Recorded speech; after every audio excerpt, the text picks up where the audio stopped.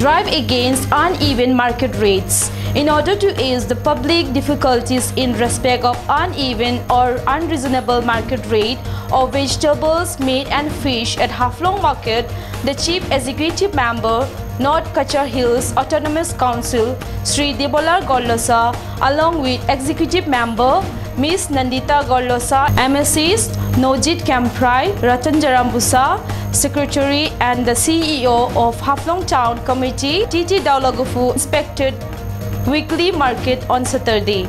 Sri Gollosa, accompanied by officials from Haflong Town Committee, Food and Civil Supplies, Agriculture Marketing Department, interacted with the traders dealing with vegetables, meat and fish to know the reasons for the uneven rates. CEM, expressing concern over the exorbitant rates of commodities, particularly at Haflong Market, assured that within a day or two, he would fix the rate which the public would find reasonable, of course, after a discussion with the line departments like Haflong Town Committee, Civil Supplies and Agriculture Marketing Department.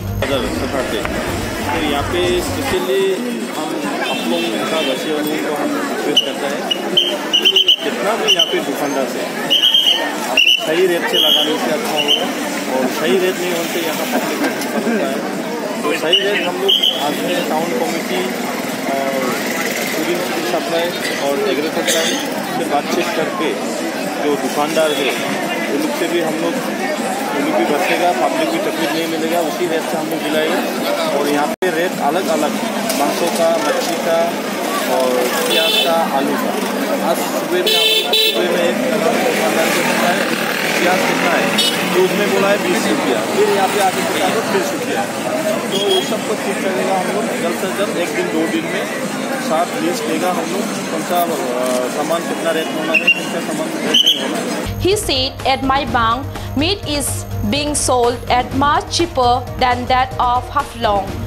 My bank में मांसों का दाम 60 to 70, Haflong में हो गया फिर अलग अलग difference, कुछ कमी है यहाँ का टाउन कमेटी का दाम और कुछ कमी है फूड एंड सिविल सप्लाई का और एग्रीकल्चर का।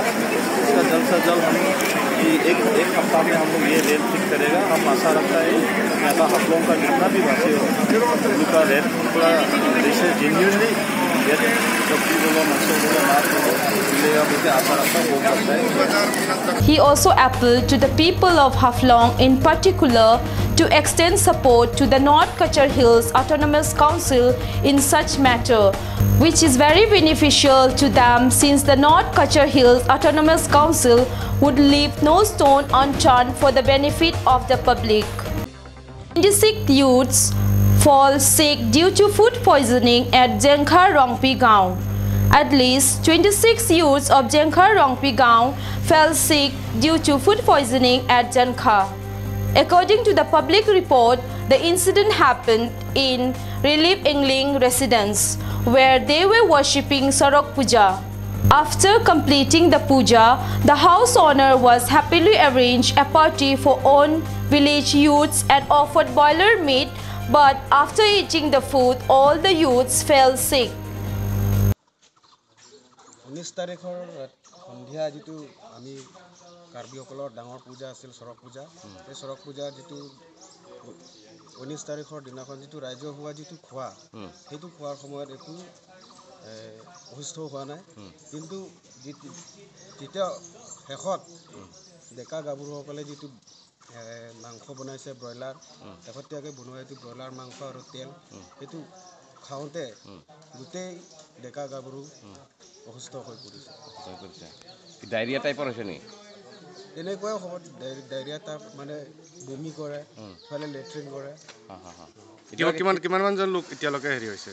বৰ্তমানলৈকে 20-25 জন মান হৈছে। ইয়াত ৰেফাৰ দিয়া কিমানজন?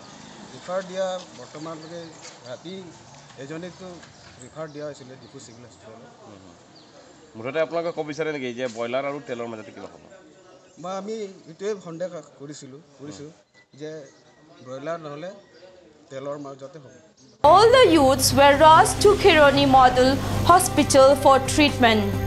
কিবা ফুড পয়জনিং টাইপৰ হৈছে, বেলেগ তেনেকৈ অকলে বেমাৰ নহয় ফুড পয়জনিঙৰ কাৰণে এইটো অৱস্থা আছে খোৱা পৰা হৈছে খোৱা মানে কিবা এটা ইনফেকশ্যন এটা হৈছে ইনফেকশ্যনৰ পৰা ফুড পয়জনিংটো হৈছে সেইকাৰণে তেনেকুৱা হৈছে ৰাইজে কোৱা মতে তেওঁলোকে ব্ৰইলাৰৰ মাংস খাইছিলে বুলি কৈছে ব্ৰইলাৰ মানে বনাওঁতে কিবা ইনফেকশ্যন মানে কিবা পৰি গৈছে চাগে বনাওঁতে নহ'লে চাফ চিকুণ হোৱা নাই সেইটো কাৰণে পেচেণ্ট আহিছে এতিয়া ঠিকে আছে ঠিকে আছে কিমানমান পেচেণ্ট আছে এতিয়া 12টা আছে 12জন আছে ল'ৰা ছোৱালী সব মিলি আৰু যোৱা ৰাতি আহিছিলে বুলি যোৱা ৰাতি আহিছিলে যোৱা ৰাতি চৈধ্যটা আহিছিলে চৈধ্যটা আছে এতিয়াও এতিয়া মুঠতে 12টা আহিছে KLNLF celebrates 25 glorious years of Silver Jubilee. The Karbi Longri North Kachar Hills Liberation Front, a Karbi armed organization, now in ceasefire with the central government, celebrated its 25th Rising Day Silver Jubilee with a 2-day-long celebration here at Taralangso Difu designated camp, where the ranks and files and cadres took part in the celebration. The family members of the ranks and files and cadres of KLNLF also participated in the celebration. The celebration was to commemorate the birth of armed organization Karbi National Volunteers KNV on this day on March 22, 1994. আজি March 22 তাৰিখ 2019 KNLFৰ designated কেম্পত আমি KNLF সংগঠনৰ বা কাৰ্বি লং ৰিজেন্সিয়েল liberation front সাংগঠনিক 25 বছৰীয়া silver jubilee আমি উত্তোলন কৰিছোঁ সেই 25 বছৰীয়া আমি সংগঠন যিটো কাৰ্যকাৰ এটি আছিল যে 1974 22 মাৰ্চৰ আৰু আজিৰ 22 মাৰ্চৰ 2019 সেই কালচোৱাত আমি প্ৰায় ভাল লিডাৰ আৰু ভাল কেডাৰ্ছ আৰু গাঁৱৰ ৰাইজক আমি হেৰুৱাবলগীয়া হেতুৰ সন্মুখীন হৈছোঁ ইয়াৰ মাজতো আমি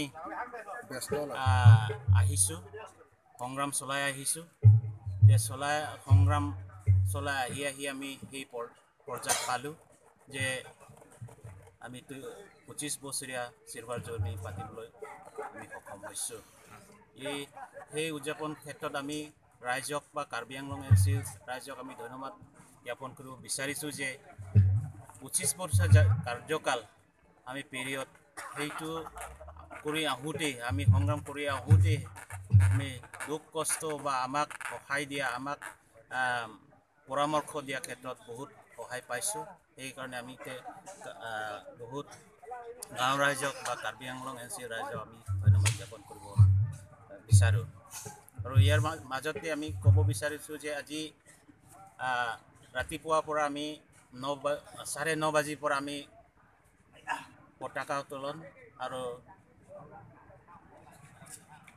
মৃত্যু বৰণ কৰা লিডাৰ বা কেডাৰসকলক বা ৰাইজৰ যিখিনি আছে তেওঁলোকক আমি স্মৰণ কৰিছোঁ বন্তি প্ৰজ্বলন সেইবোৰ কাম আমি কৰি আহিছোঁ এতিয়া আমি গোটেই কাৰ্বি আংলং আৰু এনচিএল ৰাইজৰ আমি এটা ডাঙৰ মিটিং বা পাব্লিক মিটিং আমি মাতিছোঁ এইটো হ'ল 12 বাজিত তেনেকৈ আমি গাঁৱৰ ৰাইজৰ বা পাব্লিক হৈ আমি ডাঙৰ এখন সভা পাতিছোঁ সেই সভাত গোটেইখিনি আমি 25 বছৰীয়া কাল যিটো কৰি আহিছোঁ সেই গোটেই বহলাই আমি ৰাইজৰ মাজতে কথাখিনি আমি ৰাখিম আৰু ইয়াৰ মাজত ক'ব বিচাৰিছোঁ যে আমি ইমান বছৰ অহাৰ পিছতো আমি 16 বছৰ ঘূৰি দিয়াৰ পাছত ভিতৰত আমি অসম চৰকাৰ চেণ্ট্ৰেল চৰকাৰৰ মাজত আমি সংগঠন হৈ চৰকাৰৰ পৰা আলোচনাৰ শান্তি আলোচনাৰ বাবে আমি আহিছোঁ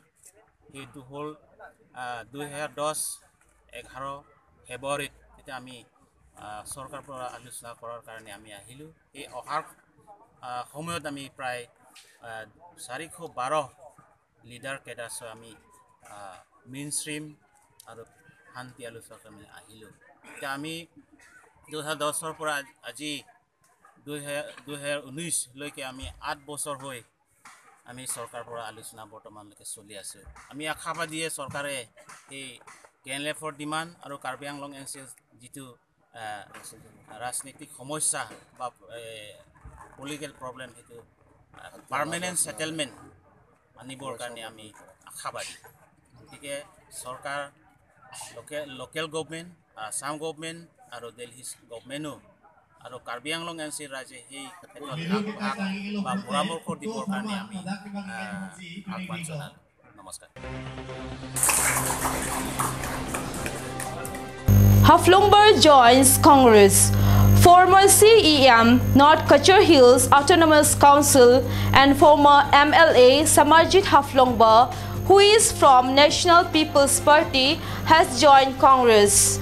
Also, Ratul Tarun from AGP and other persons from different political parties joined Congress.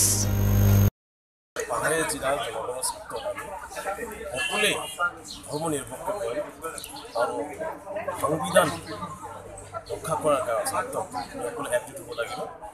কাৰণ যি চৰকাৰ ভাৰত চৰকাৰে যি প্ৰতিশ্ৰুতি লৈ পেলাই চৰকাৰখন গঠন হৈছে এই প্ৰতিশ্ৰুতিৰ বিপৰীতে কাম কৰি আছে।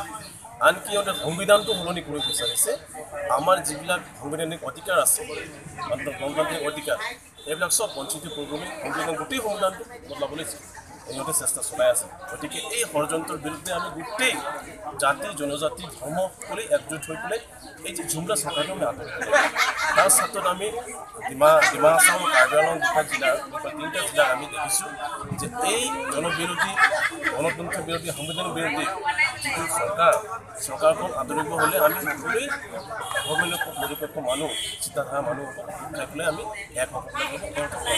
সেইটোৱেই চাপোন নাই আৰু আমি আশা কৰোঁ যিটো গোটেই ভাৰতবৰ্ষ যিটো চলি আছে তেওঁ যদি চলি আছে তাত আমি আশা কৰিছোঁ যে এইবাৰ চৰকাৰটো পৰিৱৰ্তন হ'ব আৰু মোদী চৰকাৰ যাব।